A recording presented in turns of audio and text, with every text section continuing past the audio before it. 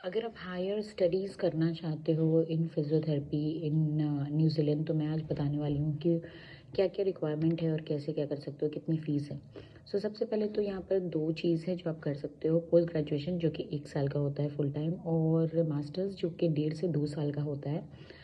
दो ही यूनिवर्सिटी है जो करवाती है यहाँ पर, university of Otago and AUT।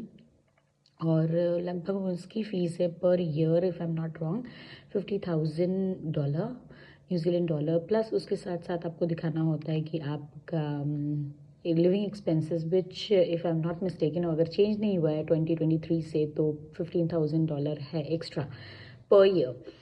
तो इसके बाद आता है कि आपको कैसे क्या अप्लाई कर सकते हो। तो यहाँ पर फ्रेशली ग्रेजुएट को नहीं लेते, यानी कि अगर आप इसी साल या लास्ट ईयर आप पास आउट हुए हो as a physiotherapist, as a bachelor of physiotherapy, तो ये लोग नहीं लेते हैं। ये लोग चाहते हैं कि आप 1-2 साल मिनिमम अपनी कंट्री में प्रैक्टिस किए हो इन पर्टिकुलर फील्ड या जो भी, और ये जो आप वर्क कर रहे हो ये प्रूवन होना चाहिए, यानी कि आपका जो एम्प्लॉयर रहे वो आपको बैकअप करे, रेफरेंस दे सके।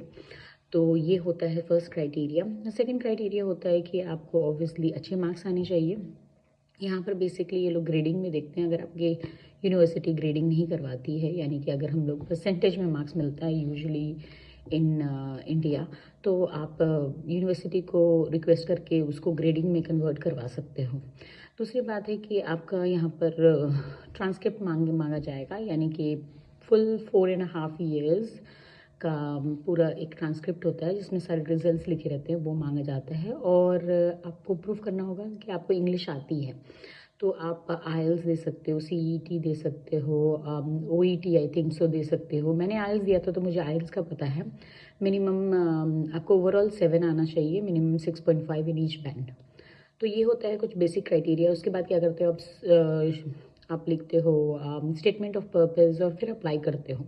यूजुअली यहाँ सेशन स्टार्ट होती है इन फेबररी, यानी कि आपका जो फर्स्ट क्लास होगा वो फेबररी में होता है। मिड सेशन भी लेते हैं but I think so it is not advisable. तो ये फेबररी में आना, फेबररी इनटेक ज़्यादा अच्छा होता है। उसके बाद होता है कि ये लोग देखते हैं कि आपने इतना साल काम किया है, रेलिवेंट है कि नहीं। अगर रेलिवेंट रहता है और आपका सारा फंडिंग भी सही रहता है तो